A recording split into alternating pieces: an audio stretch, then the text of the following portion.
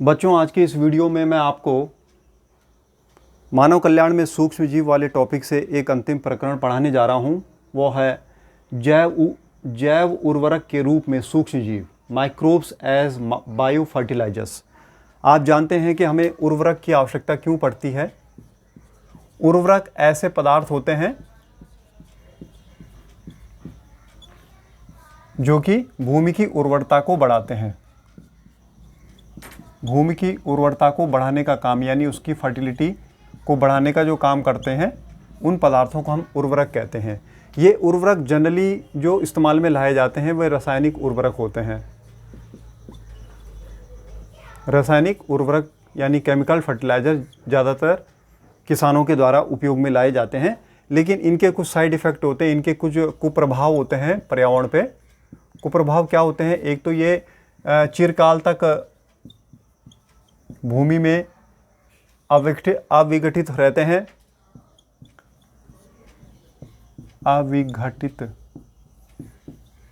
रहते हैं, क्योंकि ये नॉन बायोडिग्रेडेबल होते हैं।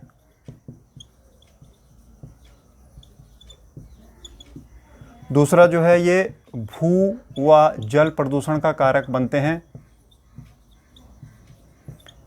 हमारी ज़मीन में ये प्रदूषण का कारण बनते हैं और हमारे जल को ये प्रदूषित करने का कार्य करते हैं। तीसरा जो है, ये जीवों के लिए विषैले होते हैं,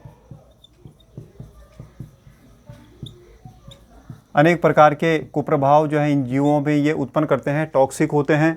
चौथा जो है, ये दीर्घकाल तक उपयोग करने पर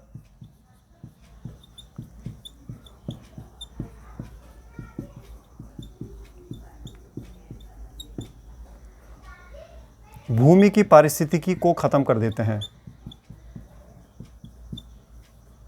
भूमि की पारिस्थितिकी को असंतुलित बना देते हैं।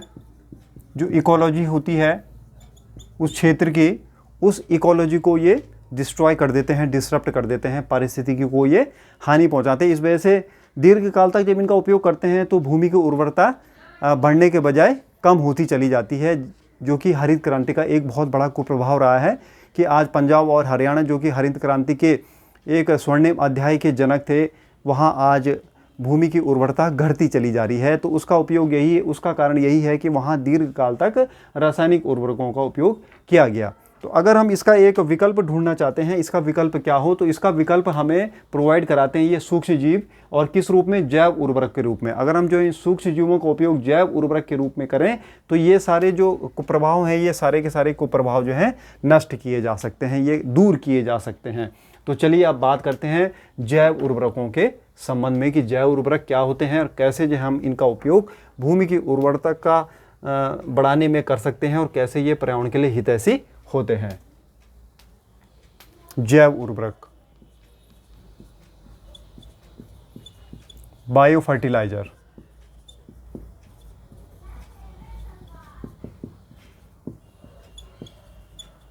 सबसे पहले हम समझते हैं कि बायो फर्टिलाइजर या जैव उर्वरक होते क्या हैं। जैव उर्वरक ऐसे जीव हैं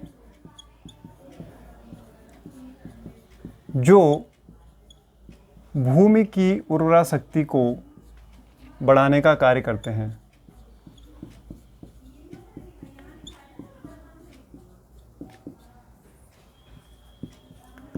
भूमि की उर्वरा शक्ति को बढ़ाने का कार्य करते हैं।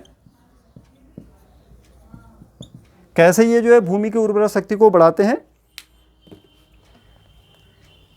ये कोई खाद या केमिकल नहीं है जो कि हम डालें और जो है फिर ये हमारी उर्वरा शक्ति, भूमि की उर्वरा शक्ति को बढ़ा रहे हैं। ये तो जीव के रूप में होते हैं। वो जीव कौन कौन से होते हैं?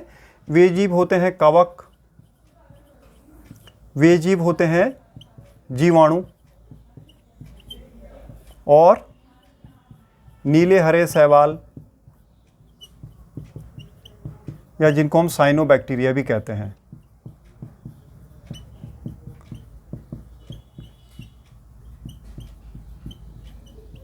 तो ये कैसे जो है हमारी जैव उर्वरक शक्ति को बढ़ाने का, हमारी उर्वरक शक्ति को, मृदा की उर्वरक शक्ति को बढ़ाने का कार्य करते हैं। जैसे कवक है, तो कवक जो है ये अवशोषण क्षमता, खनिज अवशोषण क्षमता को बढ़ाते हैं। फसलों की खनिज अवशोषण क्षमता को बढ़ा के जो है ये उर्वरता बढ़ाते हैं। जीवाणु और नीले हरे शैवाल ये नाइट्रोजन स्थिरीकरण करके, नाइट्रोजन स्थिरीकरण यानी नाइट्रोजन फिक्सेशन करके ये हमारी भूमि की उर्वरा शक्ति को बढ़ाने का कार्य करते हैं। इसी तरह से ये नीले हरे शैवाल भी नाइट्रोजन स्थिरीकरण करके भूमि की उर्वरा शक्ति को बढ़ाने का कार्य करते हैं। अब हम इनको एक एक कर पढ़ते हैं कि किस तरह से ये भूमि की उर्वरा शक्ति को बढ़ाने का कार्य करते हैं। सबसे पहले हम कवकों पे चलते हैं।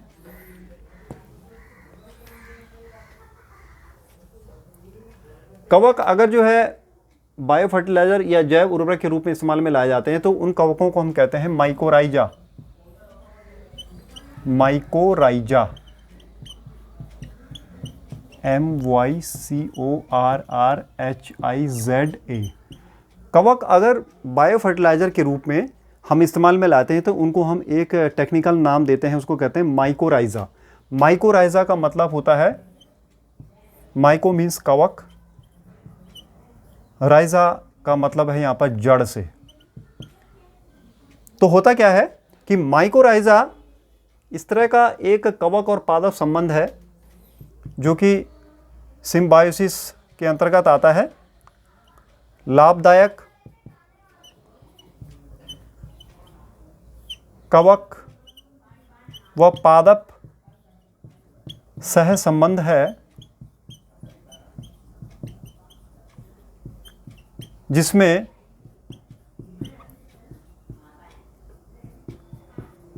पादप मूल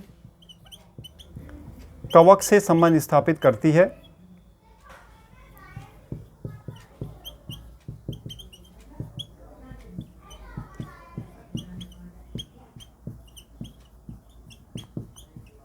माना ये पादप है,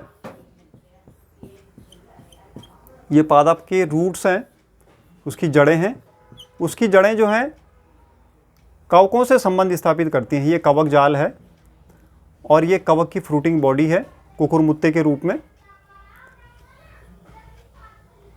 कुकुरमुत्ते के रूप में ये कवक की फ्रूटिंग बॉडी है। ये बाहर हमें दिखाई देती है ज़मीन के ऊपर, और नीचे होता है माइसीलियम या कवक सूत्र, और ये प्लांट रूट्स हैं। तो ये जो प्लांट रूट्स होती हैं ये कवक सूत्र से या माइसीलियम से संबंध स्थापित करती हैं, और इस तरह से उनके बीच में एक संबंध बन जाता है जिसको हम कहते हैं माइकोराइजा। तो माइकोराइजा में क्या है कि ये एक तरह का लाभदायक संबंध है जिसमें कवक को भोजन प्राप्त होता है पौधों से, और बदले में पौधे जो है कवक से प्राप्त करते हैं खनिज। तो पादप को क्या लाभ है? कवक द्वारा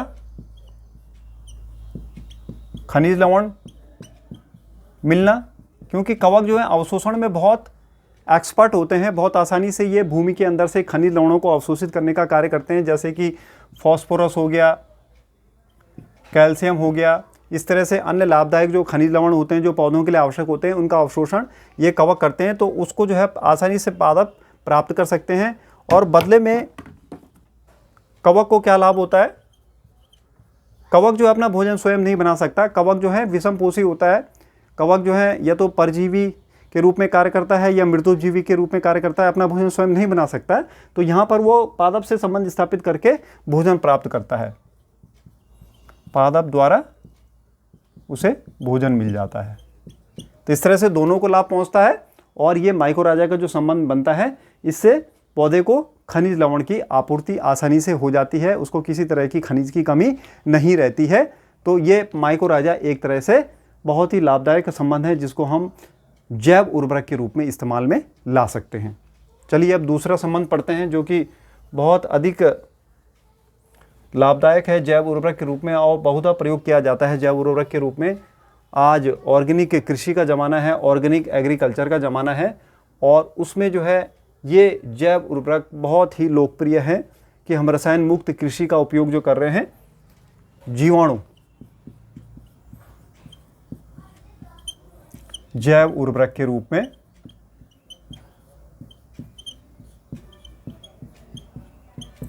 जीवाणु जैव उर्वरक के रूप में इनको हम दो तरह के वर्गों में बांट सकते हैं अगर इसको पढ़ना है। पहला है लेग्यूम राइजोबियम संबंध के रूप में अगर हम जैव उर्वरक का इस्तेमाल करें या हम मुक्तजीवी जीवाणुओं का जैव उर्वरक के रूप में इस्तेमाल करें। बच्चों, आपने देखा होगा कि लेग्यूम किसे कहते हैं। लेग्यूम जो हमारी दाल की फसलें होती हैं, जो कि लेग्यूमिनोसी नाम की कुल की होती हैं, तो इसको यहाँ पर जो है लेग्यूम शब्द का हम इस्तेमाल कर रहे हैं। लेग्यूम अर्थात दाल कुल की फसलें। दाल कुल की जो फसलें होती हैं, उनके जड़ों को अगर हम देखें तो उनमें कई प्रकार की गांठें पाई जाती हैं।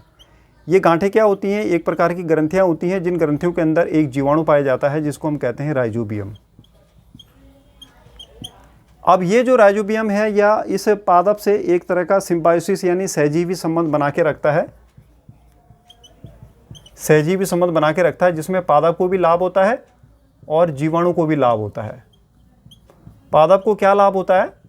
पादप को स्थिरीकृत नाइट्रोजन मिलती है, स्थिरीकृत नाइट्रोजन। क्योंकि आप जानते हैं कि मृदा में सबसे अधिक जो कमी पाई जाती है वो 3 तत्वों की पाई जाती है, NPK यानी नाइट्रोजन, फास्फोरस और पोटेशियम। तो यहाँ पर सबसे अधिक जो कमी होती है वो नाइट्रोजन की होती है। तो नाइट्रोजन हमें यह जीवाणु स्थिरीकृत रूप, इस नाइट्रोजन गैस को, जो नाइट्रोजन गैस होती है 78%, उसको स्थिरीकृत करने का कार्य करते हैं, उसको फिक्स करने का कार्य करते हैं ये जीवाणु, जिसमें कि एक राइजोबियम भी है। तो ये राइजोबियम इस पादप की ग्रंथि के अंदर रहता है, जड़ की ग्रंथि के अंदर रहता है, और उस ग्रंथि के अंदर रह के यह पादप को स्थिरीकृत नाइट्रोजन प्रदान करता है, जो कि अमोनिया के रूप में इसको मिलती है। और बदले में जीवाणु को मिलता है भोजन व आवास। भोजन व आवास उसे पौधे से प्राप्त होता है। तो इस तरह से दोनों जीव एक दूसरे को लाभ पहुंचाते हैं, कोई भी किसी को हानि नहीं पहुंचाता है। तो पादप को स्थिरीकृत नाइट्रोजन मिलती है, जो कि एक तरह का जैव उर्वरक का कार्य करता है। तो जो लेग्यूम की और ये राइजोबियम की जो संबंध होता है, यह हमें बायो फर्टिलाइजर के रूप में इसको हम यूज़ कर सकते हैं। तो आशा करता हूँ ये आपको समझ में आ गया होगा, लेग्यूम राइजोबियम संबंध। इस तरह से कुछ मुक्तजीवी जीवाणु भी मिट्टी में पाए जाते हैं। ये मुक्तजीवी जीवाणु जो होते हैं ये फ्री बैक्टीरिया इनको हम कहते हैं, और ये फ्रीली जो है सॉइल में पड़े रहते हैं, मिट्टी में पड़े रहते हैं, और मिट्टी में जो है नाइट्रोजन फिक्सेशन का कार्य करते हैं। मुक्त रूप से मृदा में रहकर नाइट्रोजन स्थिरीकरण या नाइट्रोजन फिक्सेशन करते हैं।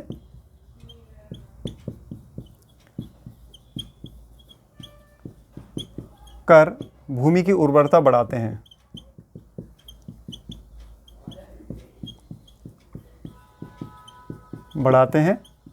इसमें कौन कौन से एग्जाम्पल हैं? इसमें एग्जाम्पल है जैसे एजोटोबैक्टर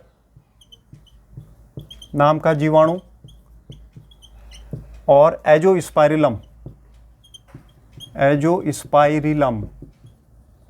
ये 2 एग्जाम्पल मैंने जीवाणु को बताए हैं यहाँ पर। जैसे इसका एग्जाम्पल मैंने राइजोबियम में बताया था, तो मुक्तजीवी जीवाणु के 2 एग्जाम्पल हैं, एजोटोबैक्टर और एजोस्पाइरिलम, जो कि धरती पे पड़े रहते हैं और धरती पे रह के ये नाइट्रोजन का स्थिरीकरण करते हैं और नाइट्रोजन की सप्लाई मिट्टी में हो जाती है, जिससे मिट्टी में नाइट्रोजन की कमी दूर हो जाती है। तो ये थे मुक्तजीवी जीवाणु। तीसरा जो एग्जाम्पल है बायो फर्टिलाइजर का, वो है साइनोबैक्टीरिया के रूप में। साइनोबैक्टीरिया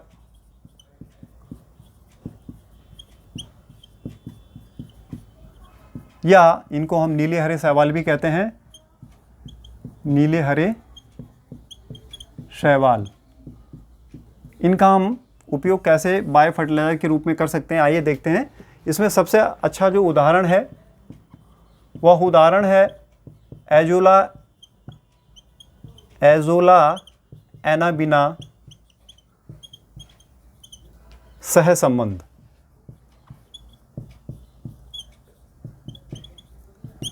एजोला एक प्रकार का टेरिडोफाइट है।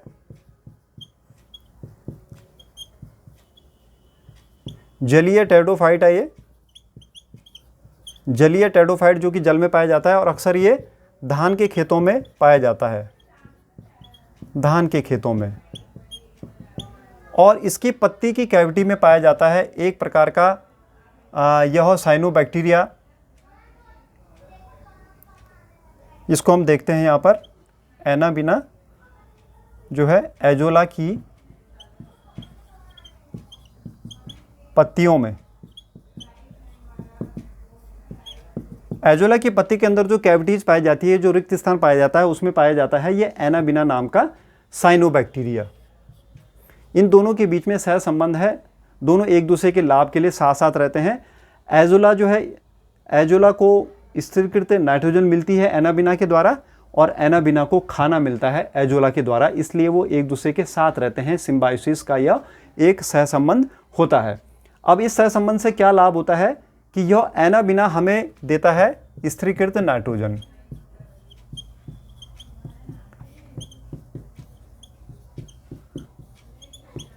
तो यह एजोला अगर हम बोएंगे, इसकी खेती अगर हम जो है धान के खेतों में करेंगे जिसमें कि बहुत ज़्यादा पानी की आवश्यकता होती है, वहाँ पर ये आसानी से उगाया जा सकता है एजोला, और उसके अंदर रहने वाला ये एनाबिना नाम का जो साइनोबैक्टीरिया है। अगर दोनों की जुगलबंदी रहेगी धान के खेतों में, तो धान के खेतों में क्या मिलेगी? स्थिरीकृत नाइट्रोजन मिलेगी अमोनिया के रूप में, और धान के खेत में नाइट्रोजन की कमी नहीं रहेगी। इस तरह से 3 एग्जाम्पल हमने पढ़े जैव उर्वरक के रूप में। सबसे पहले हमने कवक का माइकोराइजा के रूप में उपयोग में पढ़ा, दूसरा हमने जीवाणु के रूप में पढ़ा राइजोबियम और मुक्तजीवी बैक्टीरिया का एग्जाम्पल देखकर, और तीसरा हमने साइनोबैक्टीरिया का कैसे हम जो है उपयोग करेंगे जैव उर्वरक के रूप में। एजोला और एनाबिना का मैंने यहाँ पर उदाहरण दिया। तो ये जो जैव उर्वरक हैं ये हमारे लिए बहुत अधिक लाभदायक हैं, क्योंकि ये पर्यावरण के लिए बहुत हितैषी हैं और किसी भी तरह की हानि हमें पर्यावरण को नहीं होती है इनका उपयोग करने पे। और आज आप जानते हैं कि कार्बनिक कृषि का कितना भविष्य है, ऑर्गेनिक फार्मिंग का कितना अधिक स्कोप है। आप देख रहे हैं रसायन मुक्त कृषि के लिए बायो फर्टिलाइज़र या जैव उर्वरक का बहुत अधिक महत्व है।